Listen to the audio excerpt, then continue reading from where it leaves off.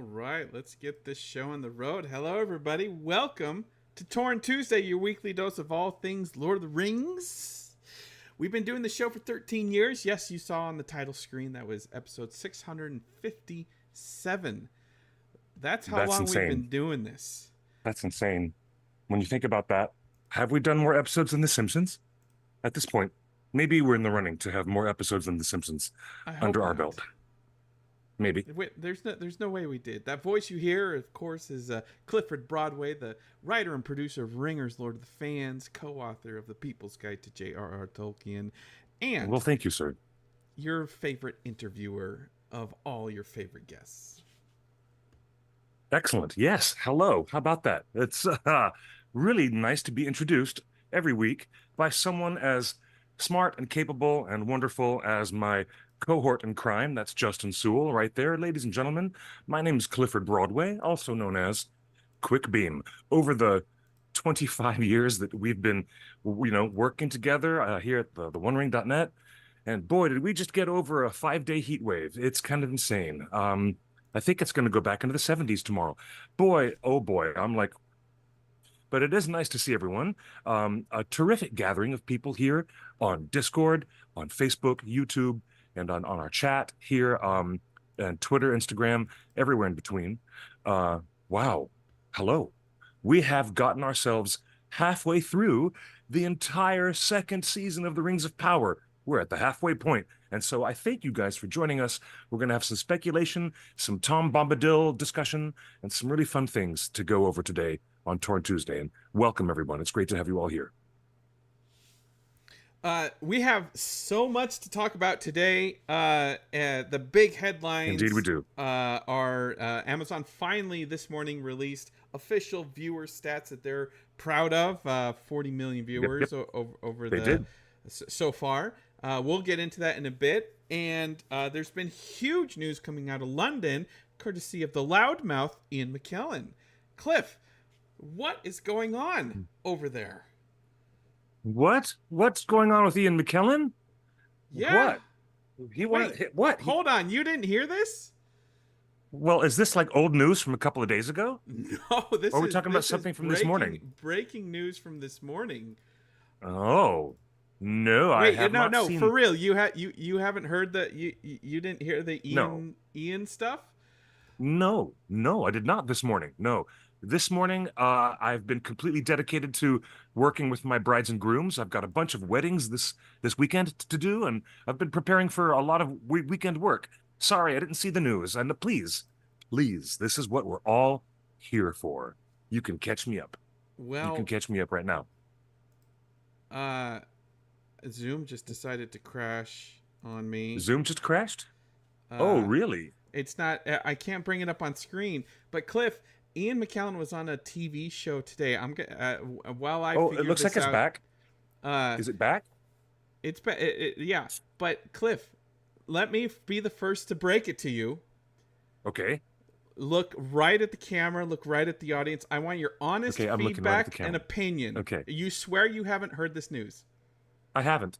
Okay. I have been completely at work all day. Here's the breaking news, folks. My couples. I haven't heard this news yet. Cliff, your immediate reaction to Ian McKellen spilling the beans that, according to Ian on camera, and I'll try to pull up the clip in a minute. I want your opinion, Cliff. Okay. He has confirmed.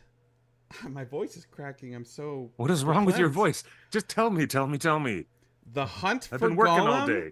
The Hunt for Gollum is 2 movies. What? What? Why? What? What? Why? Why 2 movies? Why would that happen? What is that? Is this the Kill Bill Volume 1, Volume 2 phenomenon that we can't seem to shake? What is that? Is this the split the Hunger Games into Part 1 and Part 2? What is this? What is this? Okay, yes. Well, yeah, very happy birthday to Tom Shippey. Bless his heart. I love Tom Shippey. Okay. Why? What? What is this? Is there oh man. 2 movies?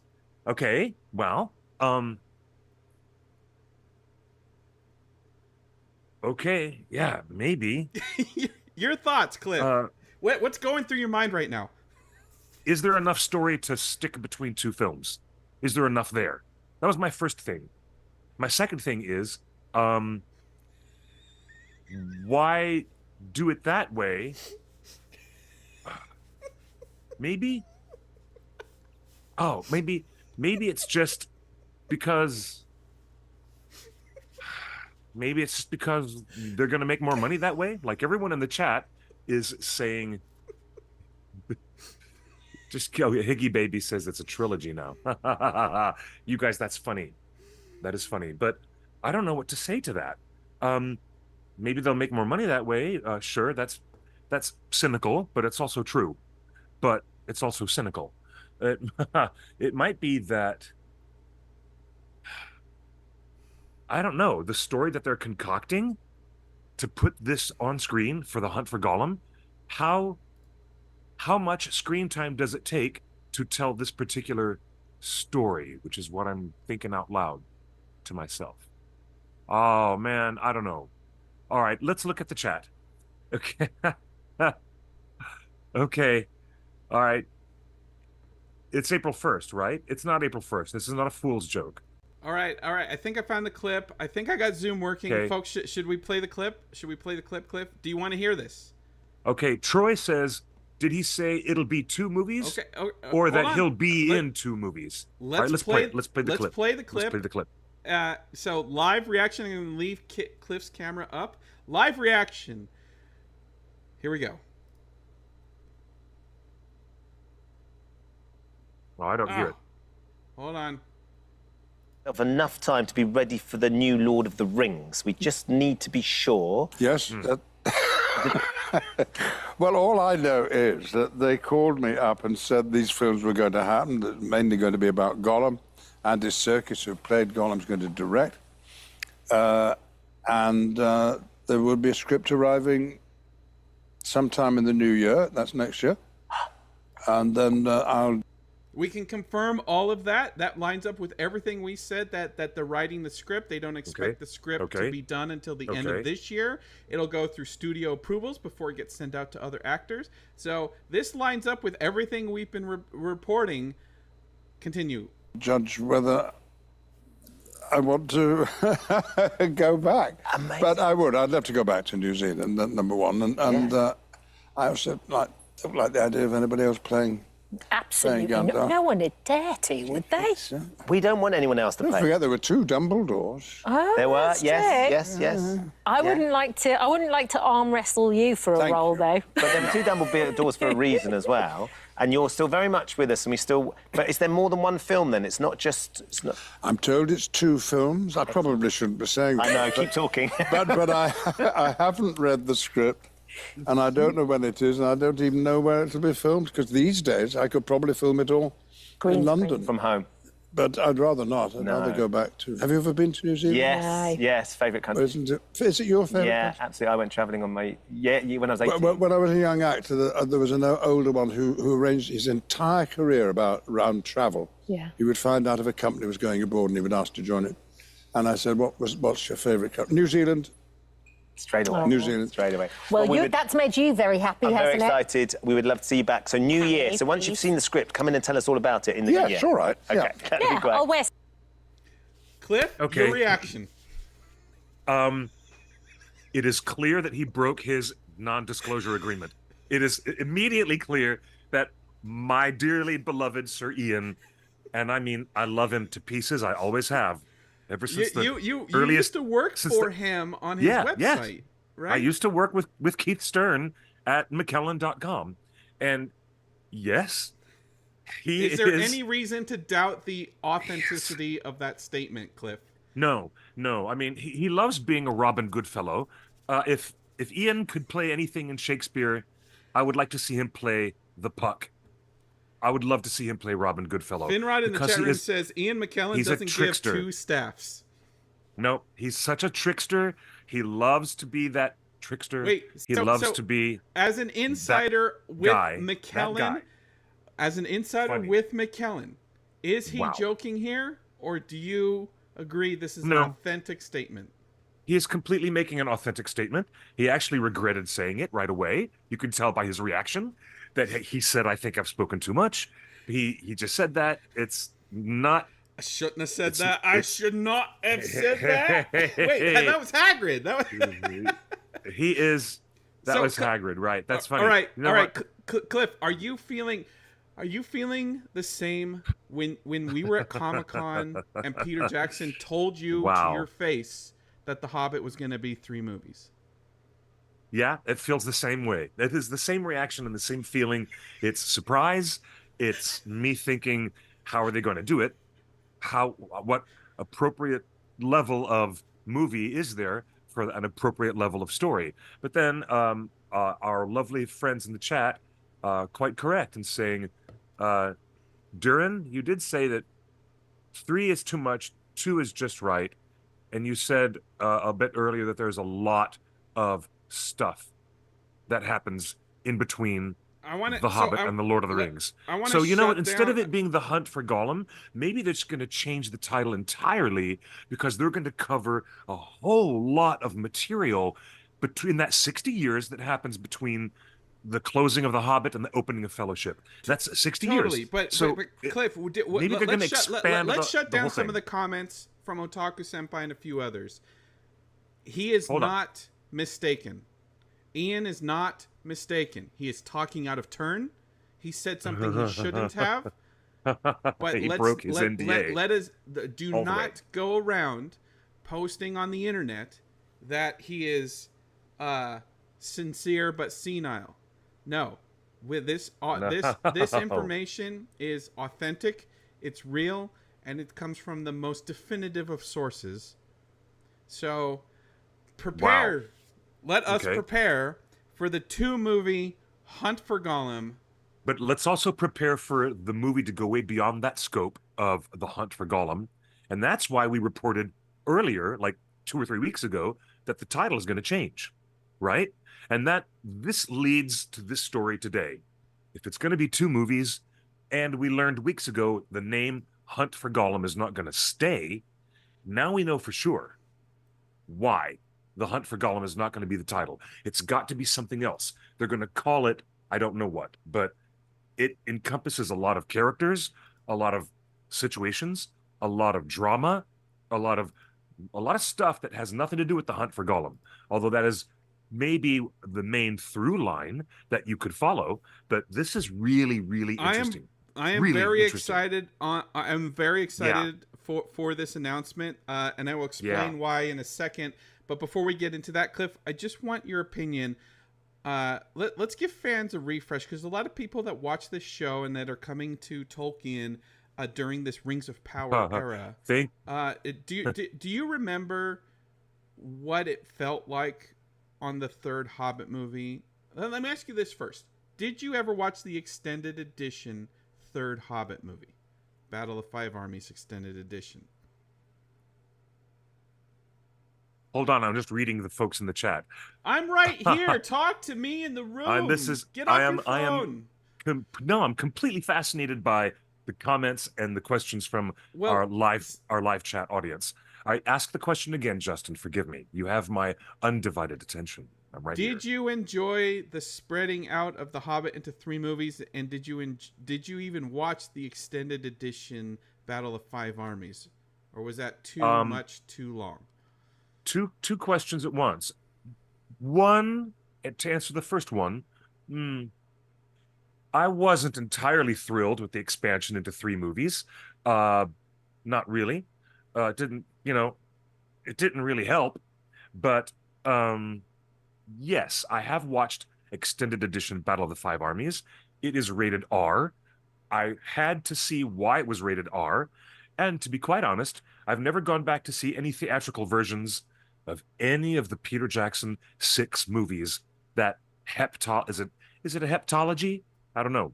What is a 6-film story? Have you seen it more than once? Have you seen the 3rd Hobbit movie more than once? Yes, I have seen all of the Hobbit movies many, many, many, many, many, many times. Yes. Okay. In extended editions, because I have shown them to friends as bait to get them to come in to watch The Lord of the Rings. I have shown them the Hobbit movies as a gateway drug to get them into the Lord of the Rings and other purposes as well. All right, all right. Well, so yeah. While you think of your response to this question, which I'll give my opinion on, is this a good move, turning Hunt for Gollum into 2 movies? I want your opinion, but first, I'm going to say this is a great move. I'm really excited. Guys, let's be honest here. The Silmarillion is not licensed. Unfinished Tales is not licensed. That's true. Peter Jackson and presumably McPain at Amazon can play within the pages of Lord of the Rings and The Hobbit. Every single word, every single sentence, if it's mentioned, if it's mentioned once in the pages, they can develop a story around it. Maybe not the story, but a story around it. Also, I think Warner Brothers is smart by looking at what other studios have done for the nostalgia reboot. Let's look at Star Wars sequels. Let's look at Robert Downey Jr. coming back as Doctor Doom. Let's look at the infinite reboots of DC Comics movies.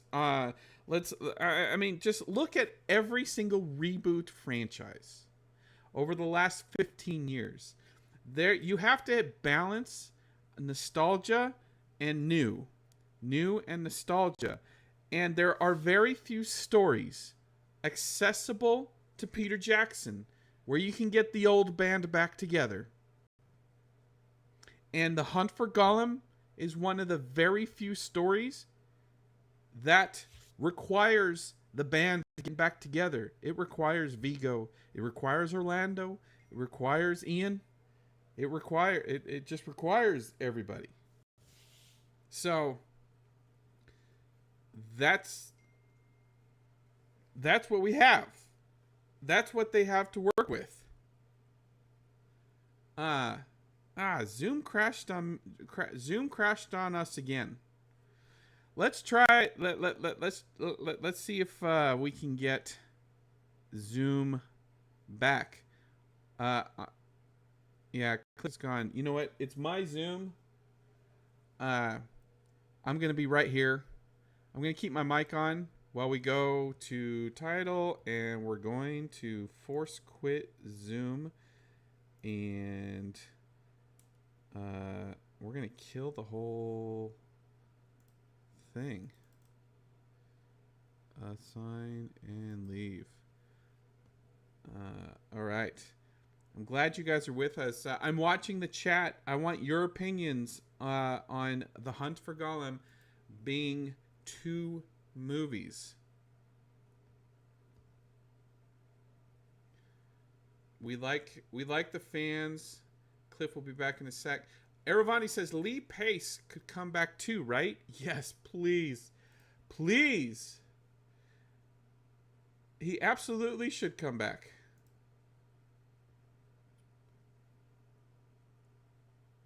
Here we go.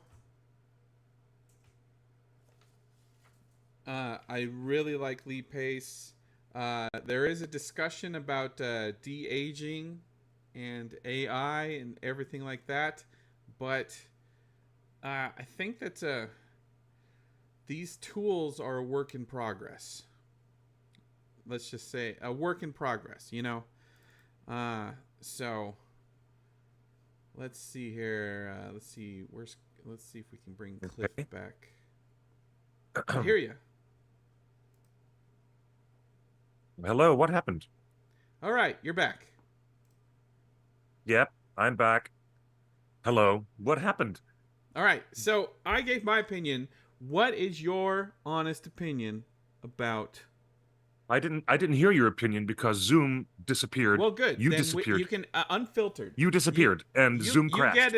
So you can give your unfiltered opinion. Is this the right move for this story? 2 movies for Hunt for Gollum. Yes, it is. Clearly it is, because they're going to expand the story beyond The Hunt for Gollum, and they're going to change the title. Yeah, absolutely, this is fine, totally fine. At first, it was quite surprising, because I was thinking in a rather myopic point of view that there wasn't enough butter to scrape over too much bread. That's what I was thinking at first. But my instincts at that second were quite wrong. There's a lot of butter to be spread over a lot of bread. There's a lot of story to tell. And I got to say, thank you for getting the show back on the road. I'm glad that Zoom is working. If it just becomes this thing where they're cranking out larger volumes of movies without really telling great stories, without, delivering the goods in that respect, then you could go ahead and be cynical and say it's just a cash grab. But I would not immediately subscribe to any cynical point of view that says it's just a cash grab. I believe that it can be two things at once. Maybe they're not mutually exclusive states, that Warner Brothers Discovery wants to make more money out of the fact that they still have the ability to make motion pictures with this intellectual property. Hey, that's fine. Do you Foregone think conclusion. it's They're going to make more money. to lean into nostalgia at this level already? Yeah. Leaning into nostalgia, or are they leaning into the fact that Familiarity? no? How about the fact that they still have uncovered material? They've got a lot of ground that they didn't tell. You know how good Peter Jackson was at doing long-range flashbacks. The opening 7-minute prologue of Fellowship of the Ring might be the biggest and greatest flashback in motion picture history, in a sense, because it really isn't a flashback. It's a prologue. But Peter and the team working with him, being Philippa and Fran, they wanted to get more story into it. They filmed and filmed and filmed so much that didn't even make it into the original trilogy. They filmed so much stuff that did not make it into the extended editions. Keep that in mind. They always felt like they had more story to tell in Middle-earth. I always got that feeling, and this confirms that feeling. They feel like they've got much more story to cover. And that's why the name changed. You're an expert on the books. Is there enough story to cover? Did he just freeze again? Oh boy, we're going through some technical stuff today, aren't we, folks? All right. Well, this is interesting. Big news. And yeah, we did lose him again. All right, hold on a sec. Let's see if I can go full screen here and see if we can bring back. What happens if I change that? Nope, that crashed too. All right. Well, I'm gonna still figure this out. So, chat, yeah, you guys take over. Well, Wheatbick says the impetus is not let's adapt a well-loved book. The starting point is money first rather than adaptation. I don't agree. The books that are available have all been told. It's the stories in the little lines of the book that are being adapted. Also, we started at greatness, folks. I think we all, as fans, need to come back and set our expectations appropriately. We got greatness. We got the Lord of the Rings trilogy. It won the most Oscars of any movies ever. It set $6 billion at the box office. They are perfect. The Lord of the Rings are perfect. You can't improve on perfection. And nor should you attempt. This is creators like Peter, Philippa, Fran, Andy, Ian. This is people that just want to play in the world a little bit more and have a little bit of fun. The hard work is done. They won all the Oscars. They gave us perfect movies. The hard work is done. Now they get to play. And we're going to restart we're going to restart the Zoom. Quit Zoom. We're going to Control-Alt-Delete it. Get make sure all systems off. Let's see here. So if we go to down to Zoom and make sure it's all stopped. Okay. And we're going to bring Zoom back. The joys of doing things live. Here we go. All right, let me start the Zoom again. Cliff Broadway has entered the room. All right.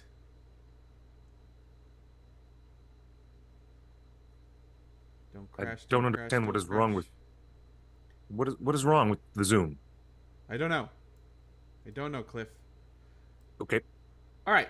So, Cliff, anyway, do you agree with? Did you hear anything I just said on the show? No, you disappeared out of the Zoom, and okay. I didn't hear what you said.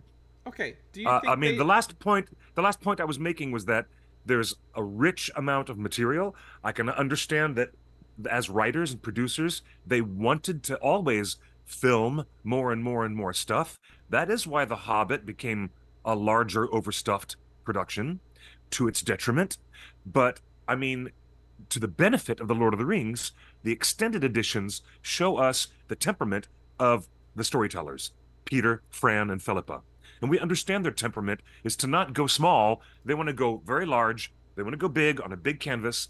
And evidently, the hunt for Gollum is just one piece of the material with lots and lots and lots of the pieces that are legit part of that 60 years before the War of the Ring actually begins.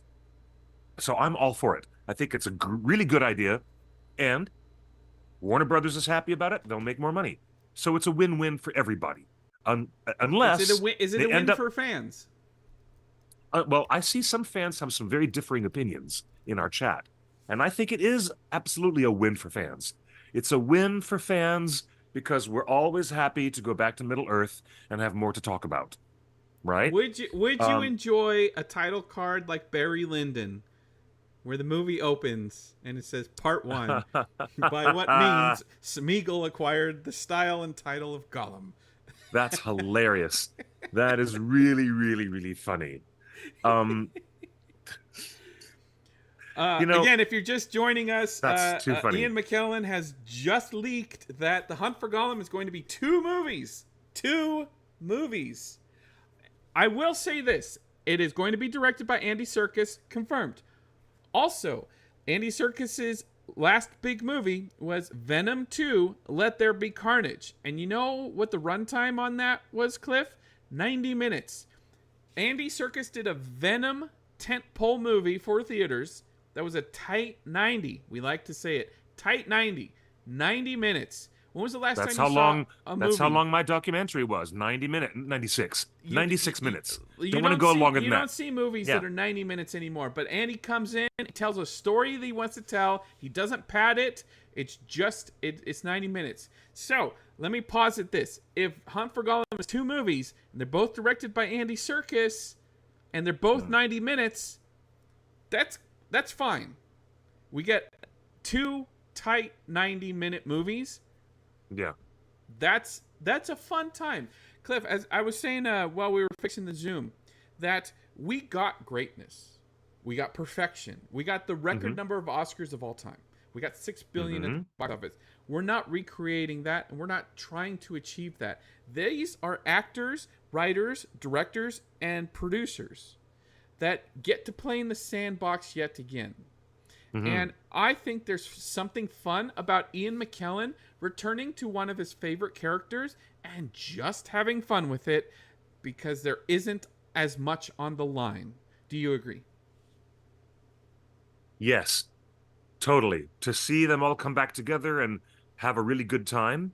and for us to explore more stories that are in the back pages of the appendices. Yes, it's all great. It's all great. But I was surprised and really raised my eyebrows when I first heard the news, because I thought that one would be enough. And then they'd go on and develop the next film. There's your honest opinion. All right, here we are. I thought one would be enough, but hey, we're going to expand the story. Here we go. You're along for the ride no matter what, but I am definitely along for the ride. But are you cautiously pessimistic on this news? Cautiously pessimistic? I have to be. I professionally have trained myself over 25 years to be cautiously optimistic, not cautiously pessimistic. No, I mean, you know what I mean. I don't know what you mean, because there is some pessimism that Peter Jackson shouldn't have done 3 movies on The Hobbit, and it spreading too much butter on too little bread. That's what happened to The Hobbit. Hold on a second. So hold on just 1 second. Hold on. I got to make sure my cat doesn't do a stupid thing right now. Hold on 1 second. Well, okay. While Cliff's doing that. But hey, no, give me a second. Wait, you want us to hold the whole show for your thing? Problem taken care of. Hey, all right. Do you own a dog or a cat? Sometimes you have to be a parent. Sometimes you have to be a parent. Okay, so moving on. I'm parenting right now. Parenting. Denis Villeneuve, who is arguably one of the most important directors of our current era right now. Yes, that's true. He is.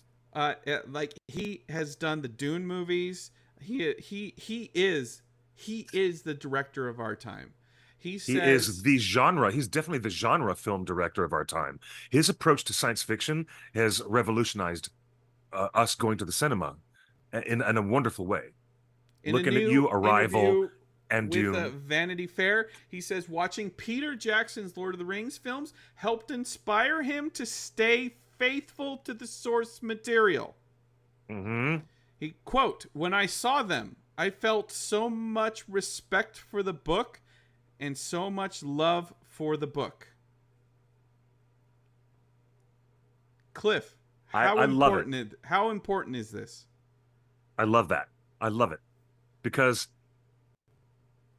I am the guy who went immediately from reading The Lord of the Rings at 12 years old, 13, and I went right immediately to Frank Herbert.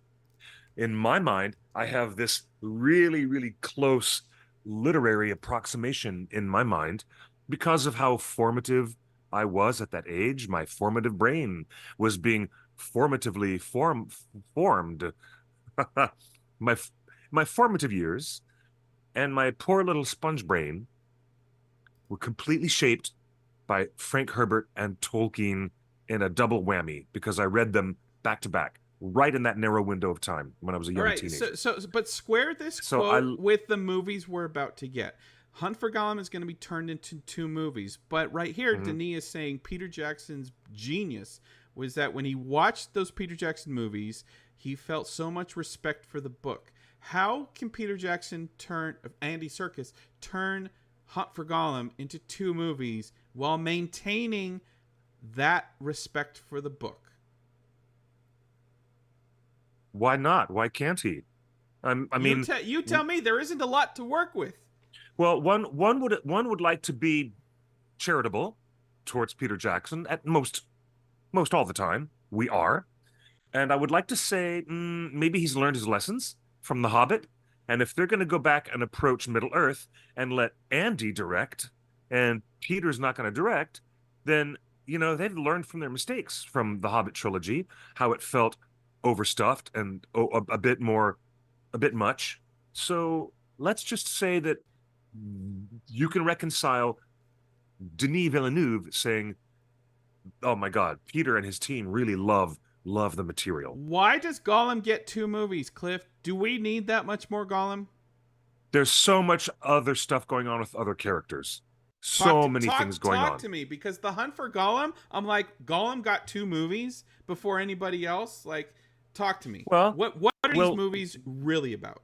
Why don't we learn something about the chieftains of the North, the Rangers, who actually keep watch over the borders of the Shire? Why don't we learn more about when Aragorn was younger and he first met Arwen, and how difficult their relationship might have been because he was hiding under a fake name so the enemy would not find him. And there he is with a very stern Elrond trying to raise the boy and protect him.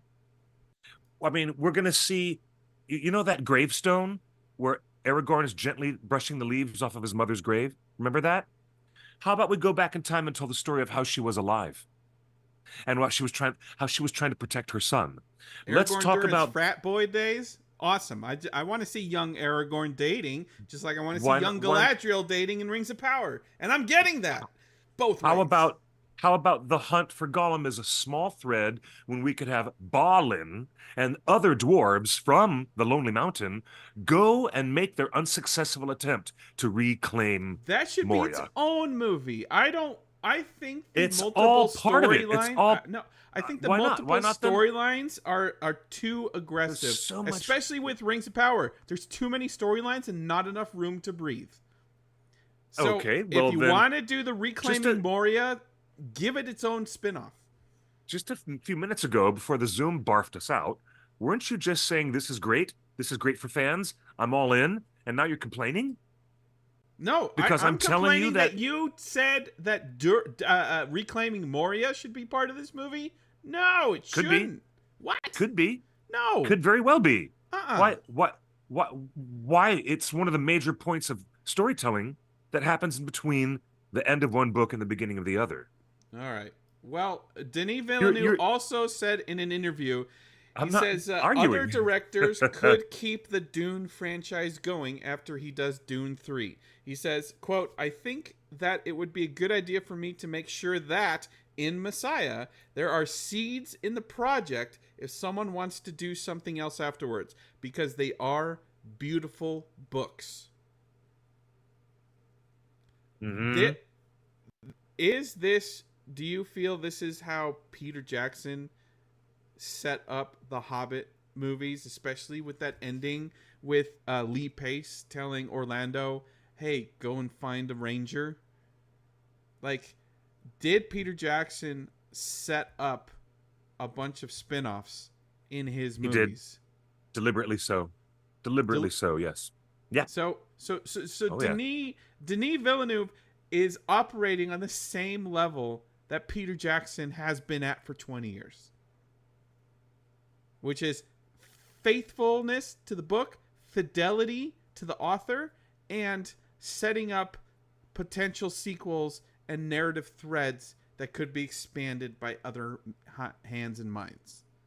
I think it's yes, it's deliberate, and they're really going to be able to cash in on those, dropping the seeds of those things that they can now do other stories. Yes, Otaku Senpai has an interesting Aragorn trilogy idea, a whole Aragorn trilogy.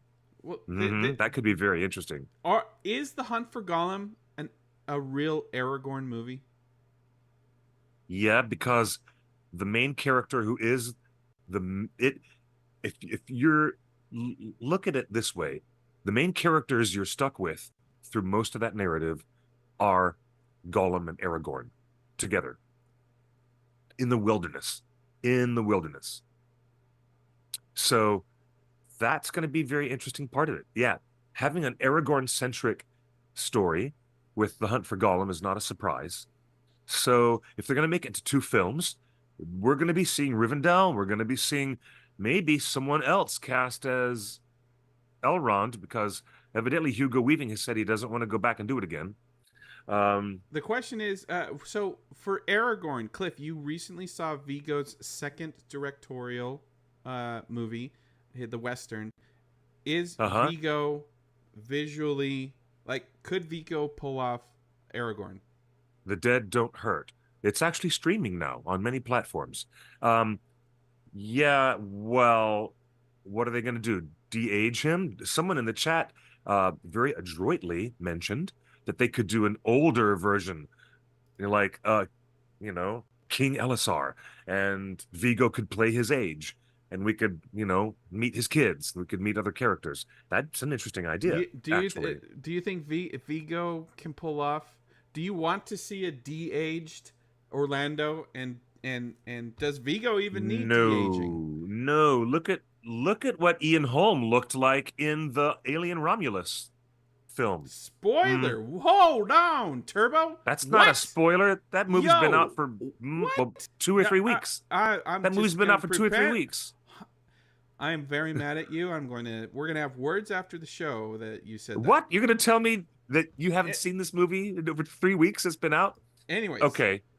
All right. No. So, the answer is no. I do not. Hello, Nerd Cookies. I do not want to see a de-aged anybody at all. I don't want to see them do that. Do you want current age Vigo playing Aragorn? I don't know how they can do that. I would love to have Vigo come back and play Aragorn, but they can't make him look like that. I mean, he looks different now. He really looks like a different man. So even myself, I do not look the same as I did 25 years ago. When hello, I do not look the same as when I started the One Ring .net 25 years ago. I tell you what, Twitter last week was praising Josh Brolin playing a younger Tommy Lee Jones in Men in Black. I don't know if you guys saw, I think it was Men in Black 3 or 4. Yeah. Where Josh Brolin plays a younger version of the old gruff Tommy Lee Jones, and it just worked. I think casting new actors in the same character role, younger actors, is better than CGI. I agree. Days of Future Past. I mean, it's been a long time since Days of Future Past, and the de-aging wizardry that they have in the visual effects department is different. The VFX has advanced, but hasn't advanced so much. Let me.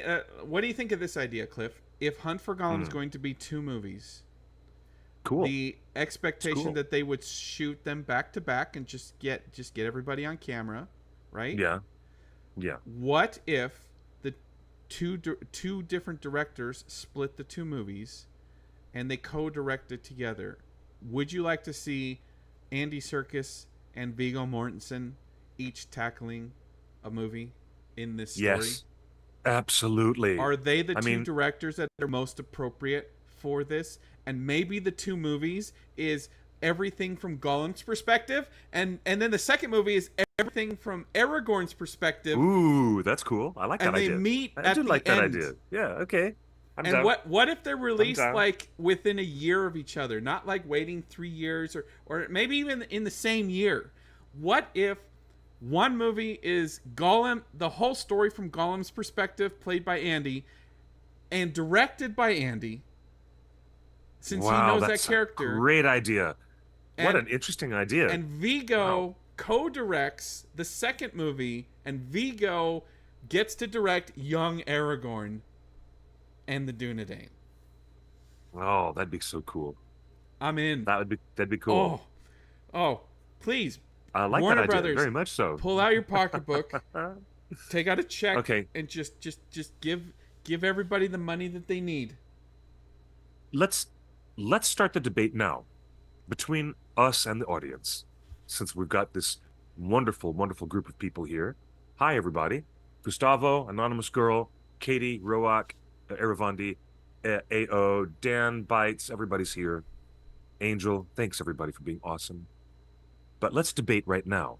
What should the new title be, since we know they're not going to keep the Hunt for Gollum? We can't do that until we know what the 2 movies are about. But we have more ideas that there's going to be a broadened narrative that will cover a larger scope of places and events and people. And let's get some ideas going. Let's generate some ideas. Is my idea of telling the same story from 2 different perspectives a better use of the available rights? Oh, interesting question. Again, we don't have the film. We don't have Unfinished Tales. We only have what's in the books. The rights are limited, just like at Amazon. how do you start creating interesting movies that we all want to see in the slivers of the pages? And I think telling the same story from two different angles and then bringing them all together at the end of the second movie is really interesting. It is. I love that idea. It's a very novel idea. Is it the best thing for the material to get the most out of the material? All right. Well, maybe. We're moving on. We'll do future shows exploring what Hunt for Gollum 2 movie deal. But you heard it here, folks. Cliff, you saw Cliff's reaction in real time as he heard the breaking news. Ian McKellen confirms that Hunt for Gollum is currently planned to be 2 movies. Two little brother over 2 months. Nice surprise. All right, moving on. It is Tom Shippey's 81st birthday. Yes, the Tom Shippey. Yes, he is it one of, I would say he is the leading Tolkien scholar currently alive. I think it was yesterday. I think his birthday was yesterday. Yeah, yes, happy 9th. birthday. Yes, happy birthday, Tom Shippey. Happy birthday to you, Mr. Tom Shippey. He's a great karaoke singer. He's really cool. Tales of the Shire has good announced that on Hobbit Day, on Bilbo's birthday, actually on September 22nd, which is a Sunday. Which is a Sunday, they are going to do an inside look playthrough live stream of the new Tales of the Shire game.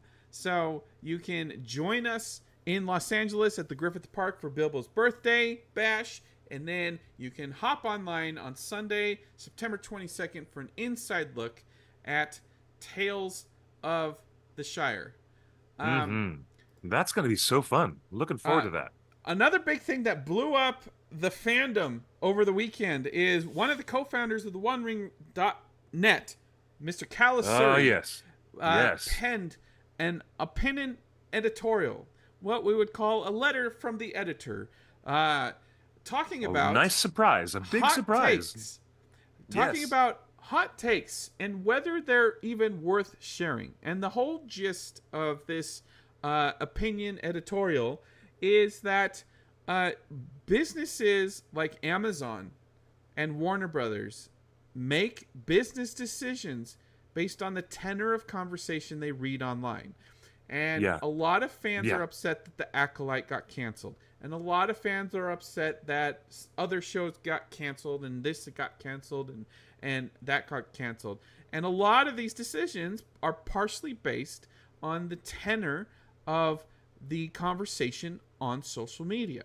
And his Calasuri says, and I believe accurately, that if you want to see these stories and these shows continue, and hopefully continue to get better, it might be worth thinking about holding your tongue and not typing out that really negative hot take if you don't like it.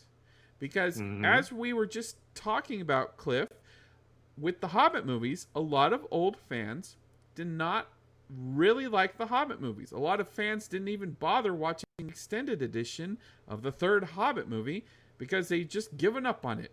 It wasn't for them. They didn't like that the Hobbit movies were turned into a trilogy. They didn't like that Bilbo's story turned into Thorin Oakeshield's cinematic adventure. There are many reasons not to like the Hobbit movies. But the point is, a lot of fans loved it and embraced it and love Richard Armitage and Lee Pace and everything like that. And during the Hobbit years, a lot of fans, older fans, self-selected out of the conversation. They decided not to post what they honestly thought about the Hobbit movies. They let the fans of the movies be fans and have their moment of fun. And that is the core take of his editorial here, is let fans enjoy their yum. Even if you don't like it, there is something for you, and it's the Oscar-winning Peter Jackson trilogy, and there might be future movies that might be for you.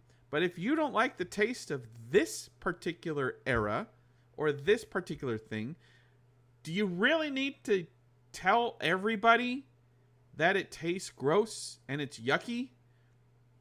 You don't. You can just say, you can just think to yourself, you know what, this isn't for me. I'm not feeling it, but I'm glad that you like it. You know what? But it's also true that Chris pointed out very accurately that there's a business involved in people putting a yuck on someone else's yum. They make money doing it. People who are creating that kind of content and shouting the loudest and creating that toxicity and all those negative takes are the ones who are making money off of it, because of the algorithm is built around a harsh take, a negative take. And there's an entire sub-industry right now of content creators that do not really offer anything, except they don't offer anything except constant negativity, so they're hungry for clicks, and they're playing tribalism against people in a way that should not be played against people in the same fandom. They're not That's letting people really enjoy bad. the thing. They're Yeah. and you know, Daniel on our Facebook comments just said he only watches the Hobbit edit. There are many fan edits of the Hobbit movies. You can go and watch those. Yes. I can't tell you where to, but there are fan edits of the Hobbit movies that people find it. I personally Reddit can tell you. I loved Aidan Turner. I loved Lee Pace, Richard Armitage. I love the extended editions. I love the Hobbit movies. Cliff, you remember I had so much fun during the Hobbit years, right? We were doing conventions all over the place. The fangirls and fanboys, the cosplays were amazing. The Hobbit movies had an audience and found their audience. So does Rings of Power. It has an audience and it's finding its audience, as we'll get to in a second. So the point of this editorial was, guys, you know, you don't have to get into everybody's replies and say and disagree with them. You don't have to disagree, wake up every morning and decide to post a disagreement. If someone posts that they like something from Lord of the Rings or Rings of Power or The Hunt for Gollum version 2.5 or extended edition, whatever it is, you don't need to criticize the other fans. Healthy criticism is okay. You can put up a long YouTube video or write an editorial or whatever. Absolutely. You can go to Discord and type it out. But do you need to do it every day in and out and be critical and criticize and just be yucky? This tastes yucky. Look, my sister, she hates broccoli. I love broccoli. She hates broccoli. But we don't argue over broccoli every day. That's stupid. Why would you argue over broccoli every day? Same to goes. You would if you made money off of it. If you found a way to make a lot of cash by arguing with your sister every day over vegetables, then you would be tempted by that grift. Right. You would be tempted by the grift. But it's not just the grift, though, Cliff. We are talking to fans that insist on replying to tweets and going into YouTube comments of healthy channels like Nerd of the Rings and Tea with Tolkien and Happy Hobbit. And it's like, and people insist on giving their honest, critical opinion on something in the replies. And it's not healthy. And what we're saying is, take a step back, take a breath. You don't need to post that toxic comment. You just don't. Even if it's honest, even if it comes from a place of your own truth. I fully understand. Let the other kids have their fun and have their yum. That's all we're saying. We went through this. We went through this during the Lord of the Rings years, where people hated the Two Towers because the Hobbits should never be at Osgiliath. And what have you done to Faramir, Peter Jackson? I don't even recognize that guy, right? We went through this 20 years ago. We went through this 10 years ago with the Hobbit movies. Now we're going through this with Rings of Power. So the point is, the message from the OneRing.net is still the same. Let people who enjoy things, let them enjoy it. You don't need to critically reply to everything you see. Moving on. People did complain about this AI artwork, but AI, look, We don't have. There's no money. There's no ads. The One Ring does not make money. We don't have anybody on staff to draw something that supports the message that we're going on. And there are good uses and there are bad uses of AI, and there are questionably legal uses of AI, like stealing people's artwork. So I appreciate that fans in this chat room have said no to using AI to de-age Orlando Bloom. They've said no to using AI to de-age Viggo Mortensen, and or Ian, or even Ian, or even case. Ian, or any of them. So we have to find a balance. AI is a tool. It's a tool. This image did not take anybody's job. This image did not replace anything. It's a tool to use intelligently to support things that you can use. There are good ways of using this stuff. So I'm bullish on AI more than most, and I just want to say that in the conversation because I didn't even know that image. I didn't even know that image was AI generated at all. That's right. I didn't know that. But Cliff, I want your opinion on this use of AI. Okay, let's have it. Someone on Twitter has ingested all of... Whoops. Let's go back to this.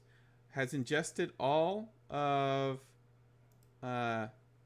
what's her name? Tolkien's handwriting? J.R.R. Tolkien's handwriting. And and is using AI to create new letters using the actual AI-based handwriting of J.R.R. Tolkien.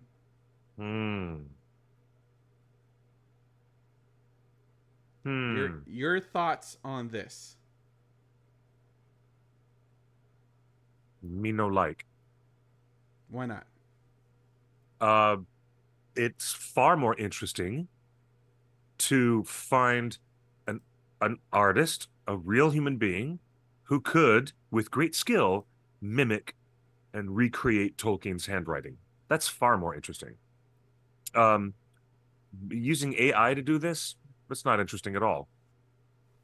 You can find so many other great calligraphers and artists who are great draftspeople who can recreate Tolkien's handwriting. That would be far more interesting than this.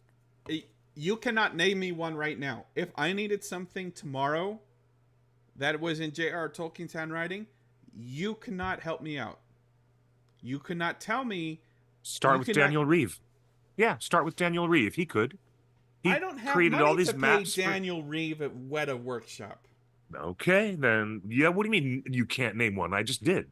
That's why these people. That's why these people. That is why these people are important artists who work in important places where important. But if I just art is made. If I just want this for an internet image, for an internet meme. Oh my gosh.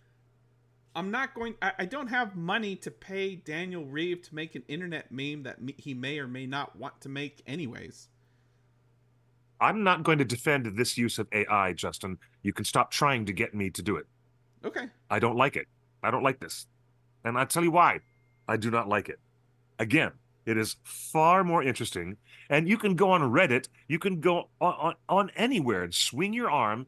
Just make a post, and you'll find hundreds of people who will come and say, guess what? I'm a tattoo designer. I've been working very carefully all of my life. I've recreated calligraphy, blah, blah, blah, blah. These are people who will step up and say, I could do better at recreating Tolkien's handwriting. You know? Come on. Come on. Come on. But... Wheatbix in the chat room says, Justin, you are used to instant gratification. You want it now and you want it free. This isn't necessarily bad, but I think it is important. Interesting observation. Yeah, if nobody here is making money off this... Cliff, let me ask you this. Last one says there's a number of free, license-free fonts.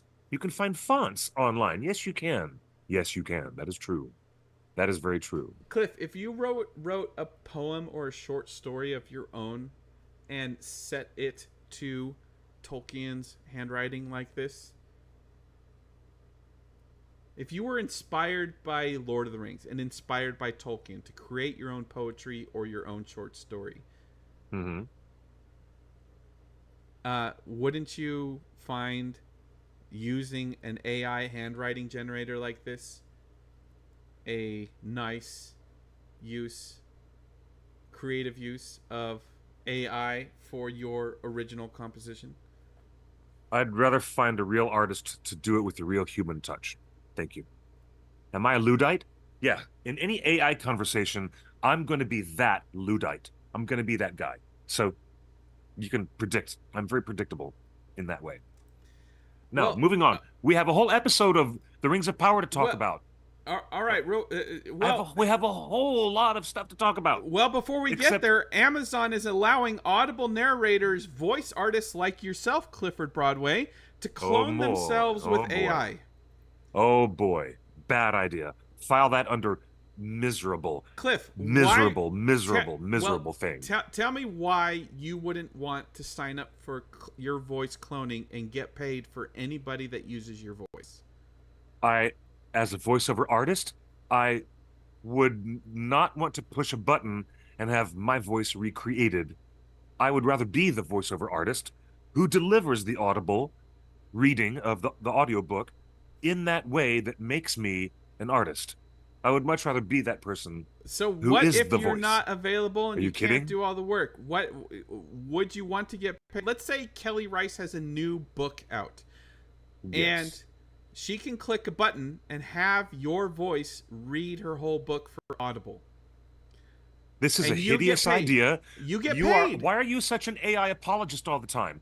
I would like to talk about the Rings of Power. I do not want to talk about AI garbage. This is a garbage idea. It's going to make people like me lose jobs before they can get them. You know what I mean? Before I can even get a toehold in the voiceover industry, the presence of this AI generative stuff is going to remove the jobs before I can even get access to them. This is file under M for miserable stuff. Moving on.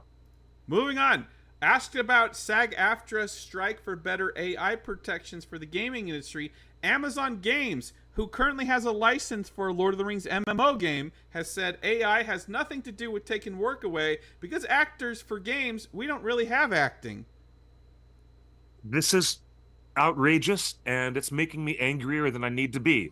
Let's move on and actually talk about The Rings of Power, Episode 4. Amazon Games CEO thinks generative AI can help make better ideas for games. This is all new articles. Cliff, the Amazon Games CEO, who is currently in development of planning a Lord of the Rings MMO game, has gone on the record and say generative AI can help make better ideas for games. Cliff, can AI give you a good idea for a Lord of the Rings video game? I do not want my audience to see me visibly vomit on screen. Let us break away from this misery, which has nothing to do with the Lord of the Rings. It has everything. This has nothing to do. Amazon is this has literally nothing to do making with a Lord of the Rings MMO game right now, and they're saying they're going to use and they're making terrible AI. choices, and they are making terrible choices by doing this. File this under S for shitty. Whoa! I just broke the language barrier on my own live stream. SHITTY. That's what that is. File that under S for shitty. And I will say going forward that I will not put my faith as a video game consumer, as a video game appreciator, a fan of video games. I will go on record saying now that I will not put my faith in companies that are doing this to create video game stories and plots. Sorry, you lost me. Would you listen to an AI-generated Tolkien voice of the entire Lord of the Rings audiobook? I'm about to vomit on screen, Justin. That is my response. I'm about to vomit in front of all of you right now. And it's going to be gross to have to clean it up off of my microphone and the game table and the floor. It's going to be a mess. It's going to be messy. Can we move on? Moving on. Amazon All right. has announced that Rings of Power is #1 worldwide on Prime Video in all major countries that Prime Video is in. Today, they announced that it has 40 million global viewers and counting. Thank you to the fans for making the Rings of Power the #1 Prime Video show in the world. 40 million global viewers, Cliff. Congratulations, Amazon Prime Video. Congratulations on getting the audience into the engine of season 2, which is moving things along very quickly. And according to Variety, it is #2 on the overall streaming charts. It might be #1 on Prime Video, but on the overall streaming world, it is #2 behind Worst X Ever on Netflix. I don't know if that's a movie or a TV show. But Worst X Ever is a geez, I think it's a show. I think it's a movie, isn't it? No, it's got to be a show. Anyway, Lord of the Rings. But the important thing on this chart here is the Lord of the Rings is on there twice. The Rings of Power is on there for season 2 and season 1. Oh, Look because people are catching up with season 1. That's right. People are catching up with season 1 and watching season 2, and that means some of those people who probably didn't finish season 1 were finishing and catching up. Okay, well, that's really good. Cliff, congratulations. I can personally tell you that I know 5 friends and family members that have said they are waiting until the whole season is available to watch season 2. They are waiting until the end. Do you know what? I think The Acolyte had something to do with that. I think there was a lot of people who were just like, this show is so much better not having to wait every week and listen to Star Wars Theory get angrier and angrier and more stupid about it. And he got really crazy. TV Matthew in the chat room says they should find a way to let AI watch the show, then they could be #1. That's funny. I think there's a lawsuit that a guy on Spotify did that. He used AI to create fake music, AI generated music, and then used AI bots to listen to that music, and he got paid. He got paid like $1 million a year for 10 years, and now Spotify's like suing him for $10 million because 10 years ago there was an AI system 10 years ago that could do that. Wow. Oh yeah. Yeah, machine learning has been around forever. I like deep fakes. Like they've been using deep fakes. Like when was Rogue One? Rogue One was 2018. Wow. Wasn't it? That's insane. Well, I've never heard of Worst X Ever. I just have. Me neither. That's just, it doesn't show up in my algorithm. My Netflix is all animation and foreign films. It's coming up on my feed, on my Netflix feed, and of course a lot of fantasy and adventure things like The Sandman and The Dark Crystal and Lock and Key and and The Umbrella Academy. All those things are showing up on my Netflix feed. How about this? Look at this. 764.7 million viewers. Now, does that cover all episodes of season 2 as a collective? So far. Yeah. Okay. And a reminder to our audience, they did change the time of releasing. They did not. Episode 5. They changed it back. Oh, they changed it back. Yeah, so it's back to glitch. It was a glitch over the last week. They fixed the glitch, so it's the new episode's coming out tomorrow night at midnight. As it has been. Poor Matt, Nerd of the Rings, having to stay up at 3 a.m. to do his videos. Poor Matt. Okay. Yeah, the Rings of Power season 2 reaches 40 million viewers in 11 days. All righty. Well, how about that? Well, here we are. We're at a point where Tom Bombadil is on screen, and we haven't talked about him yet today. I believe that 40 million people would tune in to watch Tom Bombadil. I believe there are way more than 40 million Lord of the Rings fans, Tolkien fans around the world who would tune in just for Tom. He was great. he was really subdued, though, I have to say that there was something very sweet and interesting about Rory Kinnear's performance as Tom. He was very sweet and, you know, like a little bit paternal, a little bit, but he was the most subdued version of Tom that I could have ever imagined. That's, I neither here haven't nor seen there. it. Is he? I called him Zack Snyder's Tom Bombadil. Is that an unfair characterization? Yeah, that is an unfair characterization. This version of Tom Bombadil is more like he's kind of got that he's he's showing his magical abilities a great deal. But he's such a gentle, he's represented as a very gentle, uh, quiet, he's just quietly singing to himself. He's not really like singing out loud with a bright, merry voice. He's usually just softly humming and singing to himself. He does seem a bit subdued, but he also seems, kind of paternal, looking out for the stranger, giving some good advice, dropping some cryptic advice too. And we're going to see a lot more of him. We're going to see a lot more of him. I heard they've made him like a Yoda character. Is that a fair comparison? No, I don't. And Finrod, 84, we don't know why he's in the desert, except he says, the dialogue, I came here myself to find out what's going on. Because this place used to be verdant and green, and now it's not. And there's a dark wizard, and I came here to find out what's going on. Yeah, and you know what? The Goldberry mystery. Since you haven't seen it, Justin, there's another I don't want to spoil mystery. it. Oh no! There's another it's not mystery? a Goldberry It's not a mystery character. It's a mystery in that we hear her voice, yet she does not appear at all.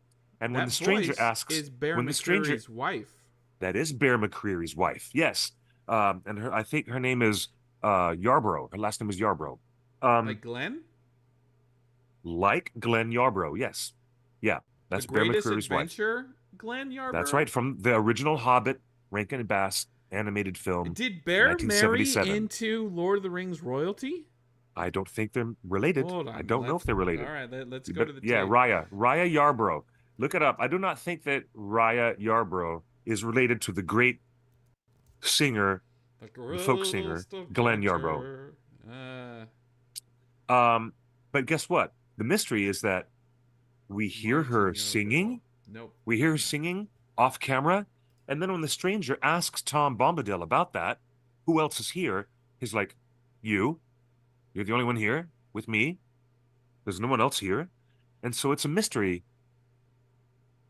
that the stranger hears Goldberry singing in the other room, yet she's not present, and Tom seems to be clueless to the suggestion that any other person would be there. So it's interesting. Good one, TD Matthew. That's funny. In the out of the 4 episodes that have aired so far, where would you put this in the ranking? Episode 4? Yeah. Episode 4 lacked a bit of oomph. It was wonderful to see Tom and the Ents, the Ent and the Entwife. Really wonderful to see Ents. But I have a complaint. The Ents' speech was too fast. When Ents are speaking, they do not speak that fast. Period.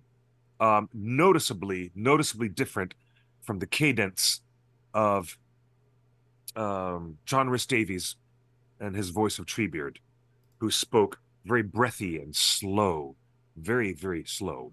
So I think I liked the Ents and I liked Tom Bombadil, but episode 4 lacked the oomph that previous episodes 1, 2, and 3 had, because Anatar and Celebrimbor were not on screen. Having Anatar and Celebrimbor doing their due, and poor Celebrimbor getting sucked into the ego game. Sauron is really playing him and playing his ego like that. So it was missing a certain spark. Also, there was a giant mud creature And the giant mud creature is mentioned by Arondir as there are many nameless things in the deep places. And he restates the Gandalf line of dialogue. And yet, I find it interesting that this particular nameless thing didn't case. It was in a shallow puddle of mud that was, probably much more shallow. Okay.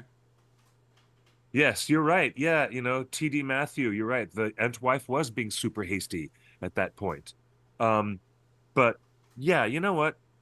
If episode 4 is their lowest energy of all the episodes, at least it had this kind of really gentle and pastoral way of presenting Tom Bombadil.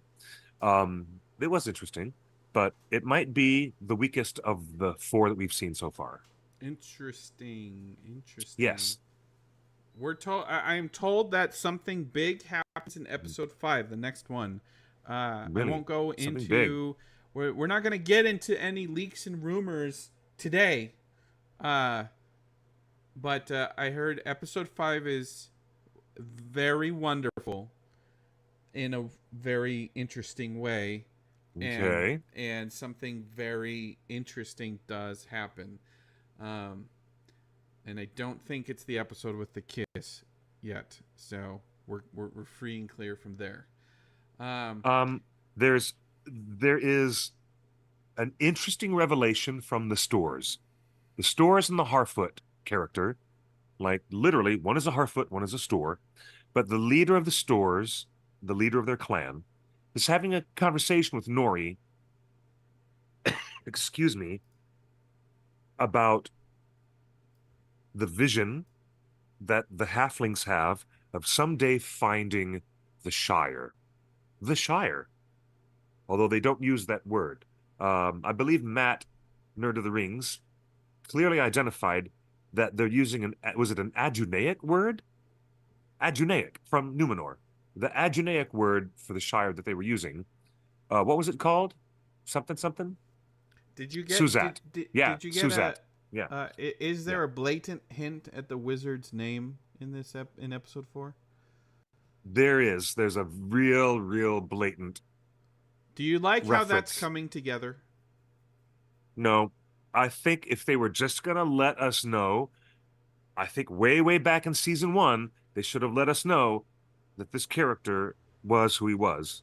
And his insomnia has now fueled him, going off to these other strange places to find Tom Bombadil and a dark wizard played by Kieran Hines. But I would have preferred. No, do you like this introduction name of the Shire? Yeah, it's an interesting concept. I think it's an interesting concept. Really, yeah. It's an interesting but concept. I would have preferred the stranger not have been a stranger all the way back to season 1. I would have preferred all of us knowing who this guy is. Do you think this show would benefit if it was written as fast as it's produced? Guys, a little bit inside baseball on television production, but when you watch like Law and Order or any of the TV procedurals, a lot of TV shows normally they're written like while the show is on the air. The writers' room have like a week or two to break the story and get it done. Television is fast paced. Cliff, yes. Do you think this show would be more well received if it was incorporating some of this audience feedback quicker? Yeah, I agree. Yes, I do agree with that. Otaku, you are correct. The Shire was actually founded by Fallowhide brothers. Not a Harfoot, not a Store. Yes, very good. Well, you know what, Justin? Now that we're thinking about it, it would be so different if this was just like the Next Generation, where they had to do 22 or 24 episodes, for the entire season. It'd be so different. They would be, like television scrambles to keep up with its own production schedule. They scramble to finish a show and get it on the air on time. You know, saw that fascinating bit about how they do an episode of South Park in just a few days. Yeah, You get the 5 jokes, days. the gags, Yeah. and then turn it around so fast. And the producers have to quickly keep up with themselves. But the way that the Rings of Power and The Sandman and other large format shows, These scripts were House written of the in Dragon, 2019. they're written and they're done like a movie production. They're almost done differently. It's not like the old TV format. They're done like a movie style production. Has that done a disservice to the show? Making this show like a movie? Maybe not. It would be better if they just had more episodes. I think it'd be better if they had more episodes. You know, I agree, and I think one way to do this is every episode is just one dedicated storyline. So you give the other episodes room to produce and room to write. Like more episodes made faster, but like this week's episode is all about Harfoots and stores. That way you can skip a week on the Rune storyline, or not Rune, Numenor storyline. No, you can skip 3 weeks, right? You have dwarves, you have Numenor, you have elves and Eregion, and you have Rune and Harfoots, right? So each storyline could have a 4-week production window. Yeah. And just you start to crank these out. Like in an ideal world, I don't know if Amazon's still watching. In an ideal world, Lord of the Rings, Rings of Power is just on every week, all year long. It really is. It just okay. That's cool. It's a cool constant, idea. It's a constant part of our lives. We welcome these characters into our living rooms and our bedrooms every week, all year long. Maybe you take 2 months off in the summer and 2 months off at Christmas, but it's just always on. It's like Always Sunny in Philadelphia. It's just always on. It just is. And if you can find a way with Bezos billions to get the production fast enough where it's like you have 1 month to create a whole episode on the next phase of the Numenor storyline, and then another, and then the 3 weeks in between are the 3 episodes of the 3 other storylines. That's what I thought Amazon was doing. Yeah, I hear you. Look at Daisy Kim supports you in this point by observing. Great observation, Daisy Kim. Days of Our Lives, Middle Earth Edition. Thank you. Better than Riverdale. Days of Our Lives in Middle Earth. We are, she says, we are halfway through season 2 already. How many years will we need to wait for season 3? Another 2 years? 2 or Excellent 3. point. I would say 2. I'd say we're 2 years. It's not getting any faster. It is not getting any faster. That's really interesting. This is no longer are we in those days at Paramount Studios where they had to crank the next episode of the next generation and get it done quickly so that it could be on the broadcast schedule before the season is even finished. It's just, wow. It's totally different. This approach is really different. So, does it harm the show or make it better? It's difficult for you to not have an audience for 2 whole years and they've got nothing from you, and then you've got to get them back into the show again. That makes it more difficult, I think. But you're right, Justin. When you say it's not getting any faster, you're right. You're right. Dear Amazon, give me an Adar spin-off series, please. Yes, Atalante. Excellent idea. Anonymous girl just said Riverdale sucked. Sorry, Justin. Ooh, ouch. Bam. Now, you don't know the long joke. I've been asking for 5 years for Riverdale in Rivendell. I want young Galadriel. I want her dating. I want her finding her way in the world. No, we do not want her dating. She is supposed to be happily married. She does not go running around dating. No. We got the show that I wanted. She's dating. She dated Sauron. Not dating She's anybody. gonna date someone. No spoilers.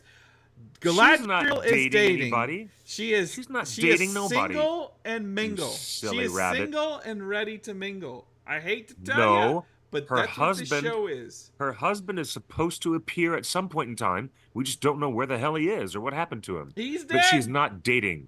He's dead. You're so silly. You know what? He's I'm the entire chat room is now. Stop it, Justin. Stop it. And I agree. You need to stop it. So it looks like it looks like it takes them just as long to make a full feature film as it does for them to make a season of The Rings of Power, except The Rings of Power ends up clocking in at 8 hours.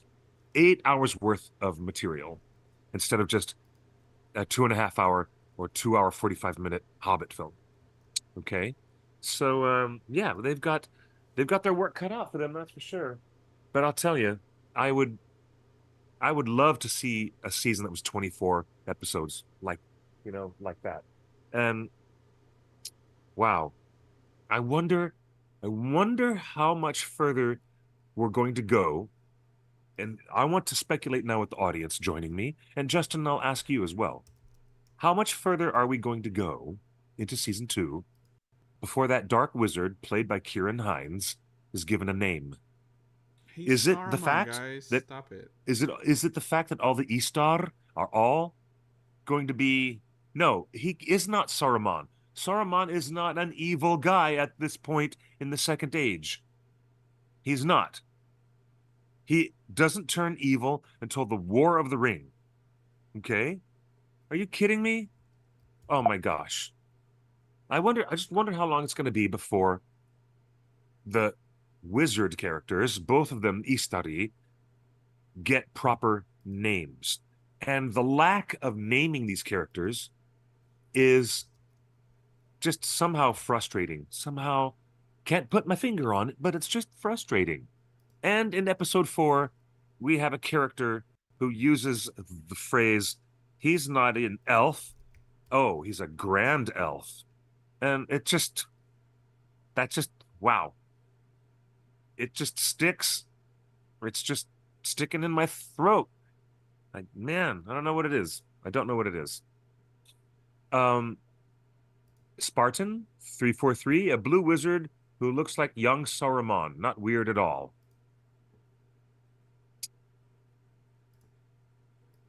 Well,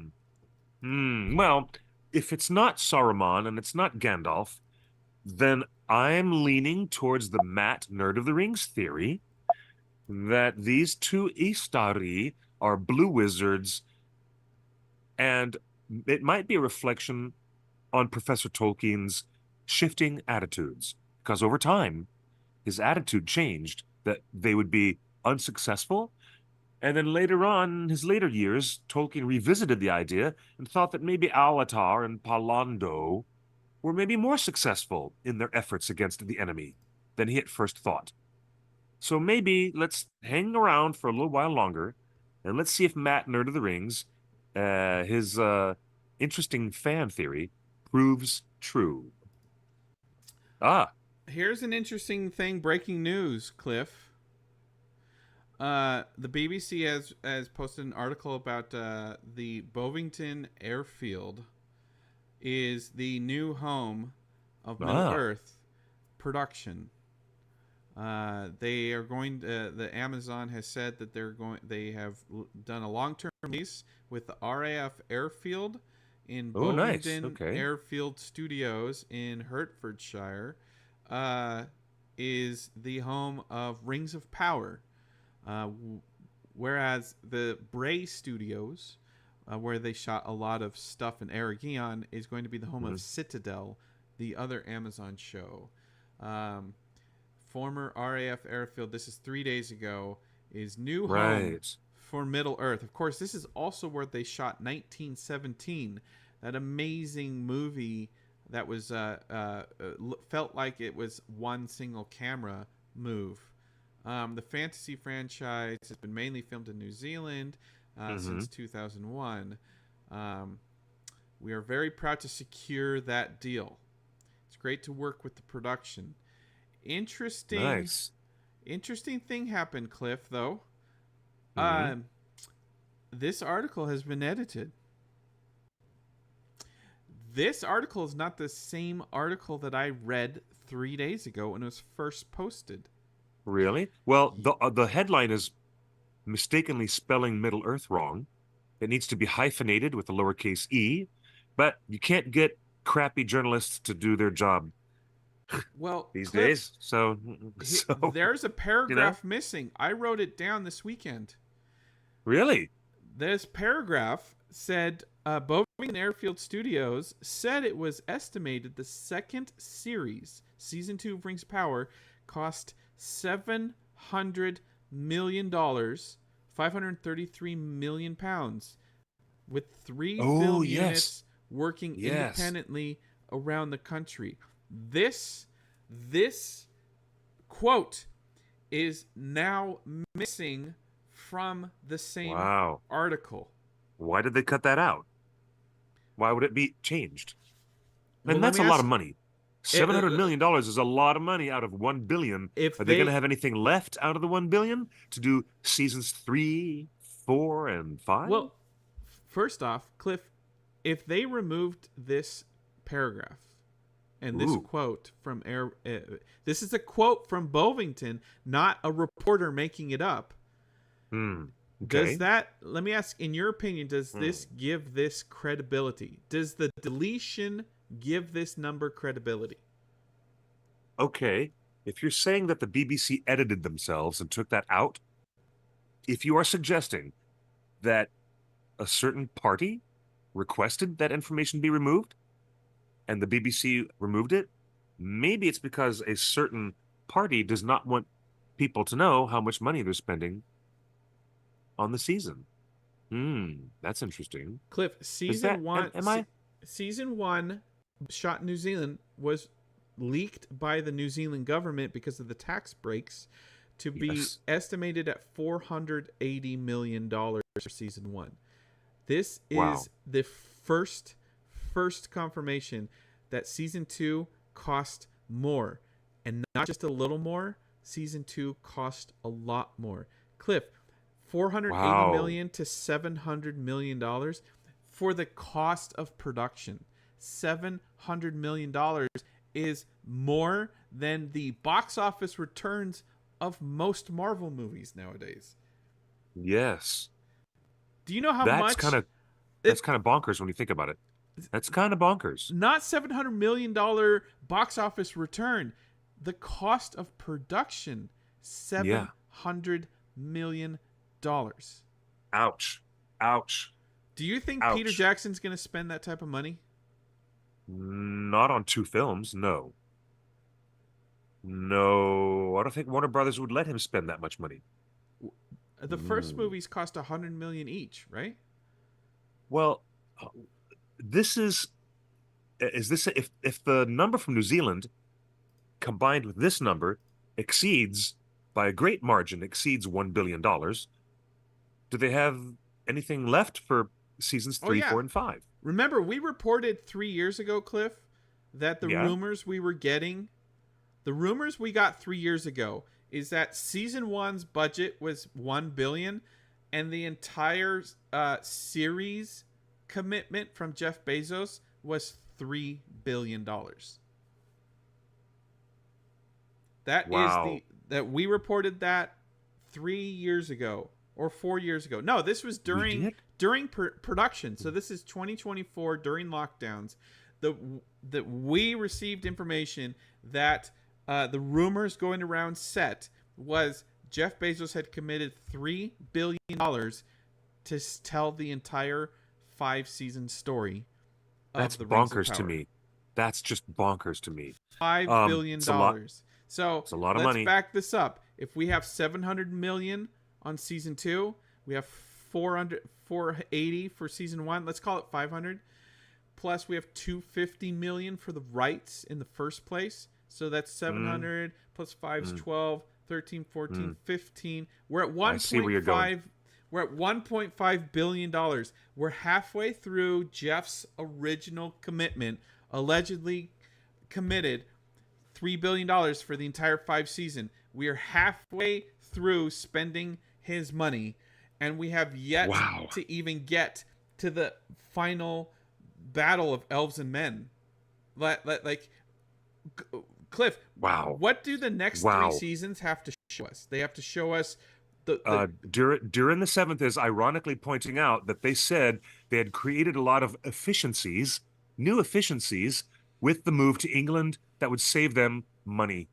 And it seems they're spending more. Interesting point during the 7th. Interesting point. Yeah. Again, money well spent. Money well spent, Amazon. We see it all on screen. We hear it all in our ears. And it sounds like Bear McCreary got a bigger budget this season. Bear is operating on all cylinders. He's looped in his rock and roll friends. He's looped in his accomplished wife, who comes from a great legacy. Her parents were amazing musicians and singers. Bear deserves every dollar extra that you can send him, and I think the entire chat room will agree with me. So, Cliff, does this season so far feel like it costs more? Yes. It does. It feels like it costs more, but we have yet to see the big battle near the end, episodes 7 and 8. The big battle is going to be where your 700 million is being spent. Undoubtedly, the show is gorgeous. Undoubtedly. Just look at the Grey Havens. Is it the best looking show on TV? It is the best looking thing I've seen in a long, long, long time. It's unbelievably gorgeous. The show is so gorgeous. And physically, I'm really impressed with how everything looks. And yet, sometimes I do feel like even in episode 3, Numenor is not being shown to its greatest effect to feel the wide streets and the Numenor pavilions. is such a miss so far, and I hope Numenor doesn't look or feel as big as it is, right? Yeah. You know, it's gorgeous to look at, and it's beautiful to listen to. Some very satisfying story beats come and go, and some decisions that they make in the storytelling are kind of daft. So, you know, it's still a mixed bag for me, but I'm enjoying it. I'm still entertained. I am entertained as much as sometimes I'm like, okay, what? But I'm still entertained by the show. I'll admit.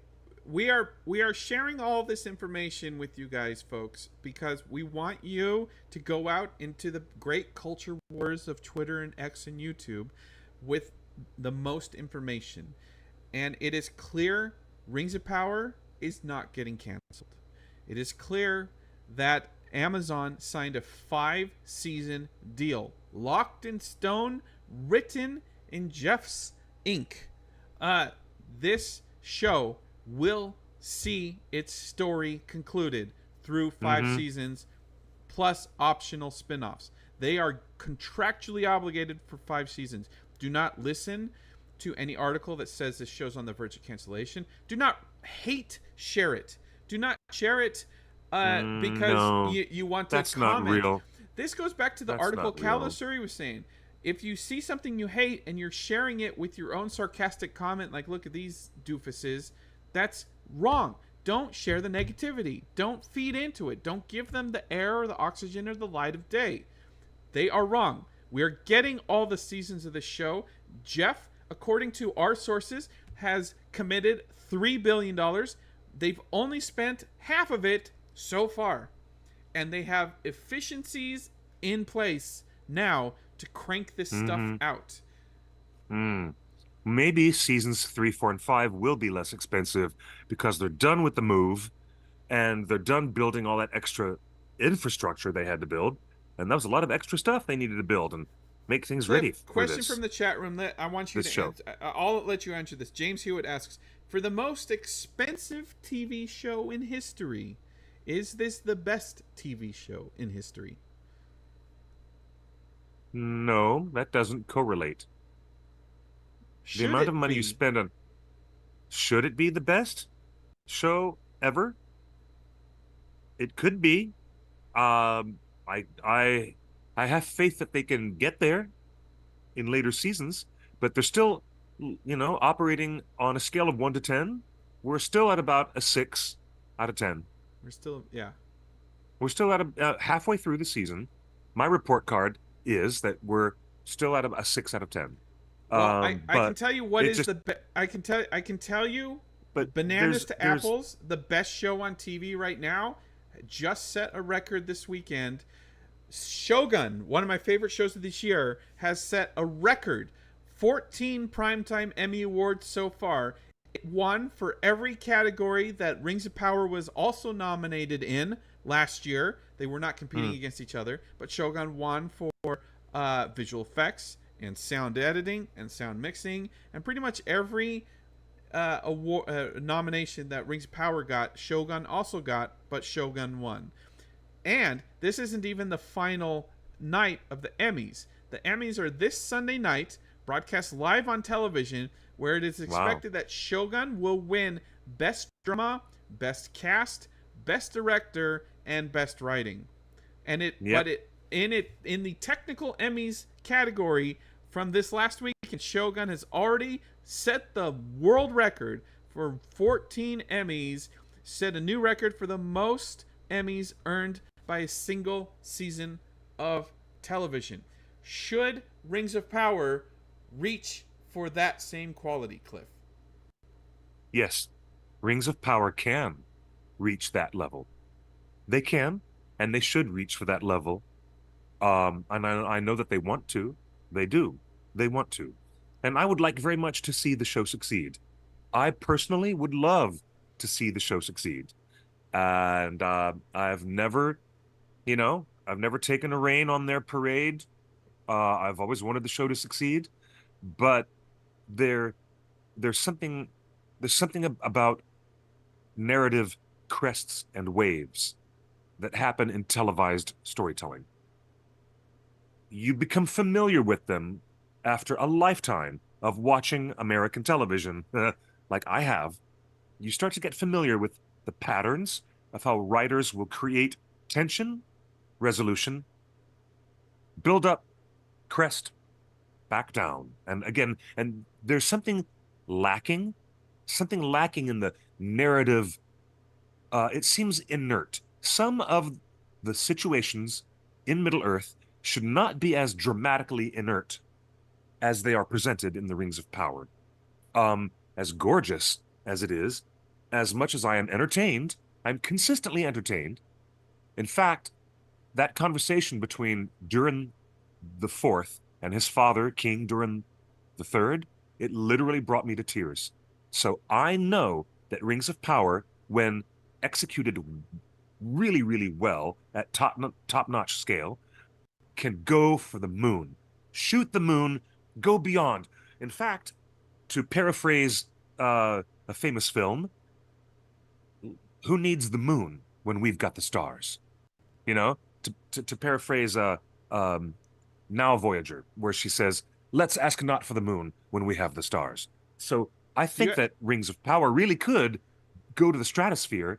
And right now, we're still, kind of trundling along with characters that are not named, mystery boxes that are still being force-fed to us, and the better parts of season 2 are rising to the top. Like, the cream of the crop will rise. Well, and the best parts of season 2, hold on, let me tell you, best part of season 2 is now that they have gotten rid of mystery boxing of Anatar, and he is physically on stage messing with Celebrimbor's mind, and we're all loving it. The audience is loving it because we're seeing what's going to happen, and the tragedy is about to unfold in a real serious way. So let's see how much better they can get. Do you agree with this comment from the chat room? Tarko says, the script in general seems like a draft. The ideas are there, but they are poorly developed, and the dialogue is almost always weak and needs coherence in some things to convince. Who said this? The chat room. Oh, okay. Okay, yeah, okay. Yeah. Say that again, because I think I get that. The script feels like a draft. The ideas are there, but they are poorly developed. And the dialogue always is weak and needs coherence in some things to convince. Well, I mean, Rings of Power is at its best when they pause and let a drop fall off of a leaf, or when they pause and look at Círdan and he's just staring off into the horizon. Okay, what does Rings of Power That's need when to Rings of do Power to get to is Shogun's really great. level? But Rings of Power lacks energy because some of the punchiest lines of dialogue are just specific callbacks to Peter Jackson's movies. You know? And they need to get beyond that. I think they need to get beyond that. They need to get They weird. need to get beyond that. Let the animals talk. Get weird, Please let man. the eagles. Yeah. Tolkien gave agency to everything in Middle Earth. The trees talk, the eagles talk, the spiders talk. Like, if you let Tolkien get weird and put more Tolkien into your scripts, just copy and paste. Just copy and paste from Tolkien into the scripts. I think you get there. Cliff, did you like Shogun? Will you forgive me? But I don't have an FX subscription, and I haven't seen it. Wow. I'm looking forward. It is deserving of every award. It really is actually that good. Looking forward to getting my hands on it, but I don't need to pay for another subscription. Hey, maybe when the Blu-ray is out. It's on Hulu? Yeah, it's Hulu. It's FX. Hulu and FX are combined, right? Yeah, it's Hulu. Yeah. It's on Hulu. I do not have a subscription to Hulu. It's like $2 extra on Disney Plus. I have, but I paid for my Disney Plus subscription for a year in advance, and I saved a lot of money. Oh, I did that too. I saved a lot of money, so that's why I don't have Hulu. I've got Prime Video, Netflix, Disney Plus, and Shudder, and I have a Shudder account. Great way to experience foreign horror films. Shudder is fascinating, actually. Well, congrats to Shogun. It's one of my favorite shows of TV. If you guys have Hulu, I really suggest you watch it. It's an incredible piece of television. It is based on a book. I will catch up with it. It's based on a book that originally had another adaptation on television that starred John Rhys Davies. Yes, it did. And you know what? The character that John Rhys Davies played in the original 80s adaptation, the actor of the same character, but the new actor, he just won a guest supporting role Emmy. He did? Yeah. So congrats to Shogun. It's already set the records for most Emmys in a single season, and we're not even at Sunday when the big awards really come out. It's going to dominate. Shogun is incredible. I said at the time, Shogun is everything I thought Rings of Power would be. It's political intrigue, it's historical drama, and it's executed at such a high level of fidelity to the source material and visual acuity, like the music, the sound, the performance. I believe it. I believe it's going to be fantastic, but I am the old man grandfather clock in the room. I am the first generation Shogun fans who saw Richard Chamberlain in 1980, the original broadcast of the miniseries Shogun that dominated American television for such a long time. It was the biggest thing in the world of television when Shogun came on the air in 1980 when I was 11 years old. And guess what I was doing when I was 11 years old? I was reading The Lord of the Rings for the first time at 11 years old and watching Shogun with my mom and dad at night. And it was just amazing. Really bonkers. Amazing. Yeah. So I'm going to bet that I'll be just as satisfied with the new one. I bet I would be. Emmy winners again this weekend was Blue-Eyed Samurai, the animated thing on Netflix. One of the best new TV shows. Not just animated shows, one of the best shows of the last year. You're right. It is one of the best shows of the last year. Absolutely phenomenal. So congrats to Blue-Eyed Samurai was and phenomenal. One of my and another show won a technical Emmy. Scavenger's Reign. It's on Netflix and HBO Max. It is not for everybody. A lot of my friends did not like it. It's a slow burn. Actually, it's just slow. It's great. I love it. Slow animation, but I loved it. Do you know what? It is so moody. It sets the environment and the mood like you can't believe. I love it. It's great stuff. It's great stuff. Yeah. So all of these shows are winning Emmys, getting acclaim, and I just, if you, man, I need Rings of Power to get their act together. Like $700 million on season 2, and I'm personally I haven't found a way in yet. I'm finding more reasons to dislike what I'm watching than have fun and enjoy what I'm watching, and that's on me. But I'm not going to go to Twitter and Facebook and YouTube and, you know, constantly get in the comments and get into arguments with people that love the show. That's what Discord's for. But even then, our Discord is relatively positive. So there's no point in airing your grievances at all times.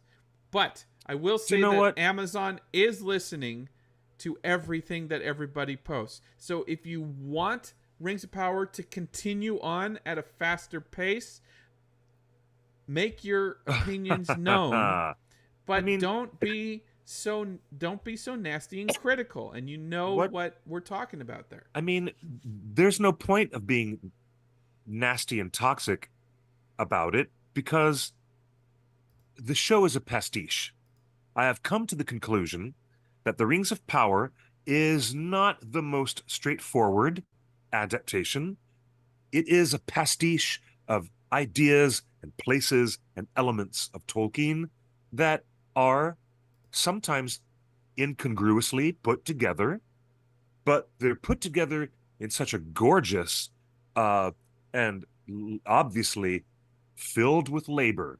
I mean, there's so much that the actors are giving us with their skill. The talent from the actors and actresses, phenomenal. The production team and the art department and the music and all this great stuff that I really appreciate still doesn't change the fact that Rings of Power can benefit from leaving behind this like potpourri, like an idea of mixing a bunch of beautiful ingredients to make a little mishmash of things, like a potpourri. Well, I think that they would do better by streamlining some of the storytelling and taking on some more deliberate narrative effort to get the crests and waves that a good television show is built around. You're built around that. It feels like a greatest hits of Peter Jackson's movies, and it's not doing you any service. Hey, but as long as we can admit that this is what it is, Prime Video is playing in the sandbox, and they've got these talented people playing in the sandbox over here, and it's kind of different from the things we have over here, and that's okay. That's totally fine. It's totally fine, as long as we admit that it is a pastiche of narrative and ideas, and even the thematic push of it seems to be, you know, a patchwork of ideas. There are some big stumbling blocks in the logic department that confuse me. Things that should not be confusing or weird. They should be much clearer, some of these things. Like, why is Celebrimbor sitting there in Eregion expecting that the elves are using the magic rings to heal Lindon? Well, we don't need to get into specifics today because we've already had a long show. All right, we've had a long show. The overall gist is great. Didn't Elrond just steal them? Great Did he steal the rings? Is getting rewarded by the Emmys. Okay. You know, Rings of Power won 0 Emmys. They tried hard, and they didn't win. And Shogun is winning, and we love Shogun, and we want to love Rings of Power. But before I go, I went to Target today, Cliff, and I saw this new thing. I don't know. My niece was really into these mini verses. Have you seen these? Like they what come is in that? a little is ball. That hidden? Is it hidden toys inside? Yeah, I think so. But it's officially Lord of the Rings. It's minis. I remember playing with these with my niece. It was like little dolls. The thing is, they're randomized, so you're getting collector's set of little minis, but they're randomly inserted in these little orbs. Is that what these are? I think so. Good night, Susan. Thank you for being with us, Susan. You know. All right. Angel, you're correct. Screen. I like that point you're making. We got epics right here, and open it up. I want to see it. All right. But Yeah, open it up. I really do want to see it. So it's a whole little ball full. The whole wallpaper is. Oh my gosh! Oh, look at that! Is that Look the at white hand of Sauron? Yeah, That's the look white at hand that. of Sauron. Look at that. That is the white hand of Sauron on the Wow, ball. okay. This again. Show me that. I got this at Target. And then I think you're supposed to. I think this peels. Oh yeah, there's another level that peels. I hate to peel this awesome wallpaper. We gotta get inside that and see what it is. All right, here we go. Okay, you getting somewhere? Okay, you're getting somewhere. This. Now we're getting somewhere. Come on. What's in there? Your secret stash? I'm joking. Yeah, right. What is in there? I don't know. I just saw it on the shelf, and I'm like, oh, something new, Lord of the Rings. Gosh, this is tough to get. Hold on. Oh, it's perforated. Oh, there it is. It's perforated. All right, here we go.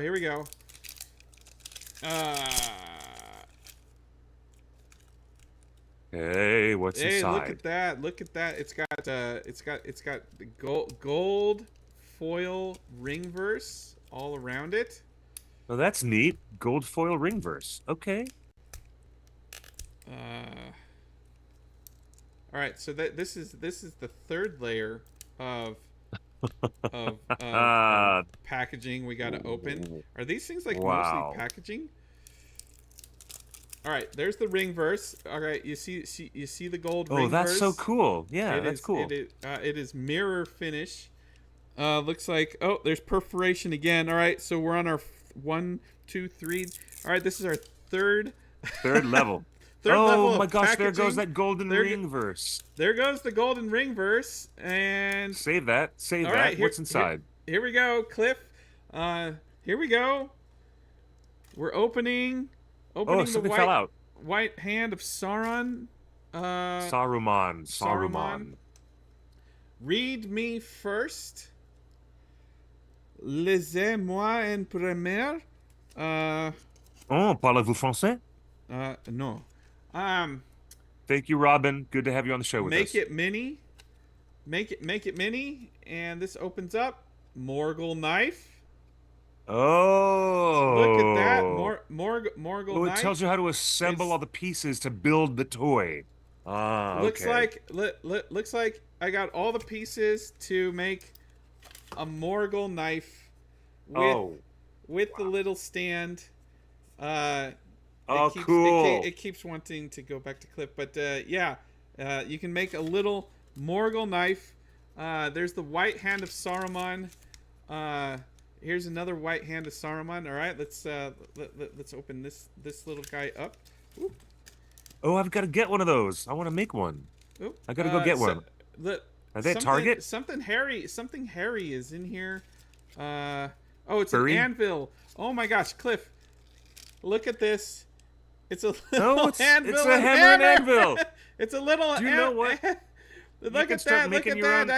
I got to talk over you because the camera will switch. But yeah, look at the hammer and anvil, where you can forge the white hand of Saruman, and there's a little paper in here, a little map of Mordor. Not even Middle Earth, a map of Mordor. Harad Waith. Little map of Mordor with an anvil and hammer. And the last thing is, are we going to open this? We're going to open the white hand of Saruman. And what's in here? There's more stuff in there? Wow. There is something else with the white hand of Saruman. Jeez. This is packaging number 5. We're on our 5th level of packaging here. Does it open? Oh, there's a little arrow to tell you to pull this way. And it opens. It screws open. And I don't know what this is. A stamp. During the 7th asks, is that a stamp? Can you stamp a hand design? Oh, I think it's the glue to put it all together. Oh, This little thing, this little intriguing. glue bottle lets you put it all. Oh, this isn't even the thing. This opens up. Oh, there's a piece of tape. All right, we're on packaging number 6. 6 levels of packaging on this thing. And we're opening this, and there's this. Oh wow, it's a little rubber mold. Oh, a rubber mold. It's a rubber mold. Wait, I think I'm supposed to pour this into this to mold my own hammer. Fascinating. There's the mold for the resin, says Angel. Holy coolness! Yeah, look. This is so this cool. Is it. Those are all the parts. You got the hammer and the anvil, and you're supposed to pour that liquid into the mold.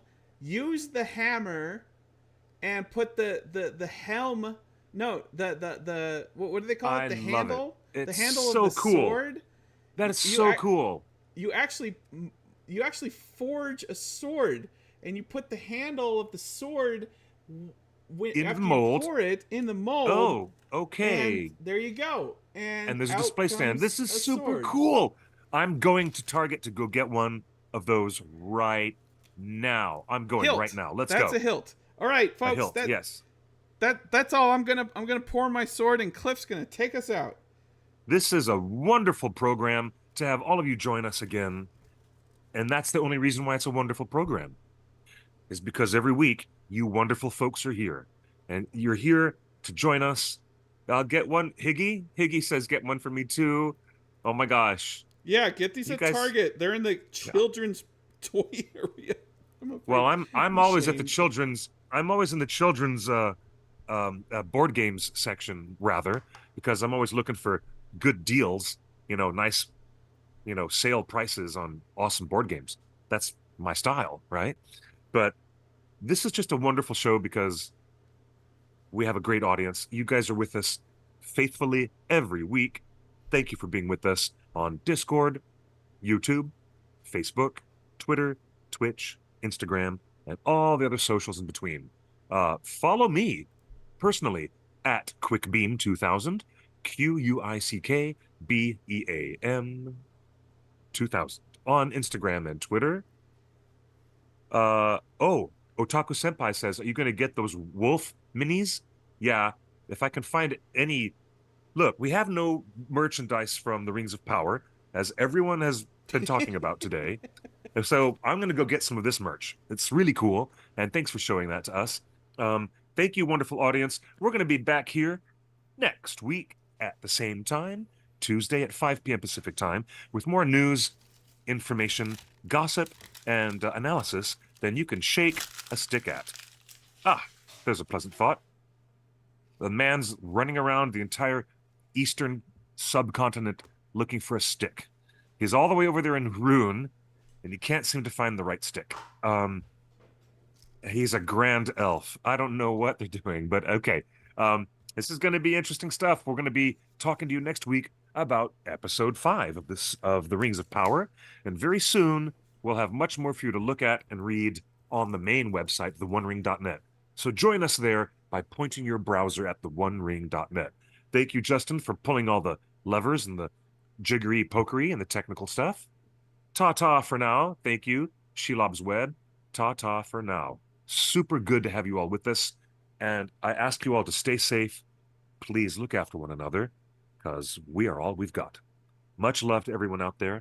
And we'll see you next Tuesday. Until then, good night and good luck. Or better yet, buenos noches y buena suerte. Bye.